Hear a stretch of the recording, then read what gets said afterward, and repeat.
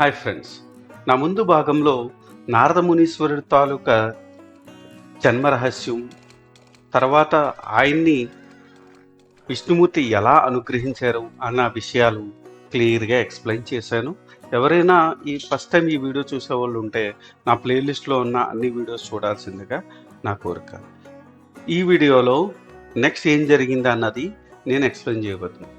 Let's get into the video. అప్పుడు నారద మునీశ్వరు వారు, ఓ వ్యాసమునీంద్ర, నేనెలా భక్తి శ్రద్ధలతోనే శ్రీమన్నారాయణుడి దివ్యమంగళ రూపాన్ని దర్శించగలిగాను. ఆయన అనుగ్రహంతో ఆయన దివ్య నామాన్ని గానం చేస్తూ లోకాలన్నీ సంచరించుతున్నాను. భగవన్నామ మహిమకు ఇంతకన్నా గొప్ప నిదర్శనం ఏముంటుంది? నేను నారాయణ నారాయణ అని హరినామస్మరణం చేస్తుంటే సాక్షాత్తు శ్రీహరే నా ముందు ప్రత్యక్షమైనంత ఆనందం, అనుభూతి నాకు కలుగుతుంది. నీవు వేదాల్లో కర్మకాండని, ఉపనిషత్తుల్లో బ్రహ్మసూత్రాల్లో జ్ఞాన మార్గాన్ని, మహాభారతంలో కర్మ మార్గాన్ని, దానితో పాటు మానవ ధర్మాలని బోధించావు. ఇప్పుడు భక్తి మార్గం ప్రధానంగా భగవంతుడి లీలా విలాసాలని ఒక గ్రంథంగా రచించు. అప్పుడే నీకు మనశ్శాంతి లభిస్తుంది అని చెప్పి అక్కడి నుండి వెళ్ళిపోయాడు నారద మహర్షి. నారద మహర్షి బోధ విన్నాక వ్యాసుల వారికి జ్ఞానోదయం అయింది. ఎన్నాళ్ళు తాను పడుతున్న అశాంతికి కారణం తెలిసింది. సరస్వతీ నదీ తీరంలో ఉన్న తన సమ్యప్రాసం అనే ఆశ్రమంలో కూర్చొని దీక్షగా పరమాత్మను ధ్యానించాడు. ఆయనతో పాటే యోగమాయ కూడా వ్యాసుడికి దర్శనమిచ్చింది.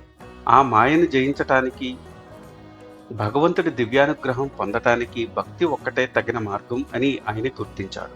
వెంటనే శ్రీ భాగవత మహాపురాణ రచనకు శ్రీకారం చుట్టాడు. వ్యాస మహర్షి రచించిన ఈ భాగవత గాథని విన్నవారికి శ్రీకృష్ణ పరమాత్మ మీద అచంచలమైన భక్తి విశ్వాసాలు కలుగుతాయి. వారికి శ్రీకృష్ణ అనుగ్రహంతో మోక్షం లభిస్తుంది. కనుక అందరూ భాగవత రసామృతాన్ని గ్రోలి అమరులవ్వండి అని సూత మహర్షి సౌనకాది మునులందరినీ బోధించాడు. ఈ గ్రంథం మొదలుగా పరీక్షిత్ మహారాజు తాలూకు జన్మ వృత్తాంతాన్ని గురించి ఎక్స్ప్లెయిన్ చేయబోతుంది. అదేంటంటే, అభిమన్యుడికి ఉత్తరకి జన్మించిన వాడు పరీక్షిత్ మహారాజు. ఆయన అసలు పేరు విష్ణురాతుడు. మహాభాగవతుడుగా, ఉత్తమ గుణసంపన్నుడుగా, పరాక్రమశాలిగా పరీక్షితు పేరు పొందిన మహారాజుగా పట్టాభిషిక్తుడయ్యాడు. ఉత్తరుడు కుమార్తె ఐరావతిని పెళ్లి చేసుకుని జన్మేజయుడితో సహా నలుగురు పుత్రుని కన్నాడు. కృపాచార్యుడు ఆధ్వర్యంలో 3 అశ్వమేధ యాగాల్ని దిగ్విజయంగా చేశాడు. ఒకనాడు పరీక్షితు దిగ్విజయ యాత్రకు బయలుదేరాడు. ఎన్నో దేశాలు జయించాడు. ఆయా దేశాల్లో పండితులు, ప్రజలు తమ పూర్వీకుల్లో గురించి, శ్రీకృష్ణ పరమాత్మ చూపిన లీలా విశేషాల గురించి కథలుగా చెప్తుంటే విని ఆయన ఆనందిస్తూ తన యాత్రను కొనసాగిస్తున్నాడు. ఒకరోజు దారిలో ఒకే పాదంతో వృషభ రూపంతో ఉన్న ఒక ధర్మదేవత కన్నీరు కారుస్తూ కళావిహీనంగా గోమాత రూపంలో ఉన్న భూదేవి పరీక్షితుకు కనిపించారు. వాటిలో వృషభ రూపంలో ఉన్న ధర్మదేవత గోమాతతో, అమ్మ గోమాత, భూమాత, ఎందుకు తల్లి ఇలా వినిపిస్తున్నావు? 3 కాళ్ళు లేని నన్ను ఎవరైనా బంధించి హింసిస్తారనా?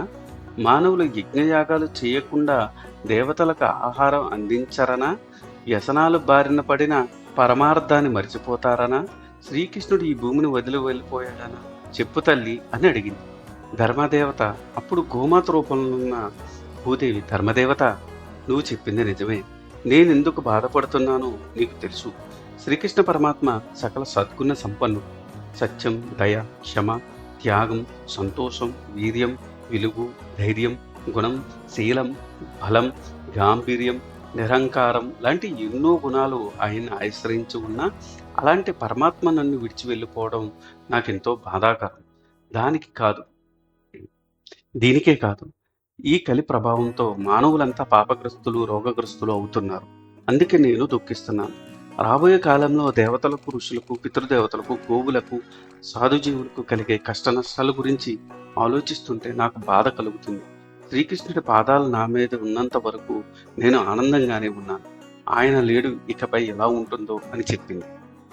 ఇలా వృషభ రూపంలో ఉన్న ధర్మదేవత, గోమాత రూపంలో ఉన్న భూదేవి మాట్లాడుకోవడం విన్న పరీక్షిత్ మహారాజు ఆ తర్వాత ఏం చేశాడన్నది నెక్స్ట్ వీడియోలో చెప్పబోతున్నాను.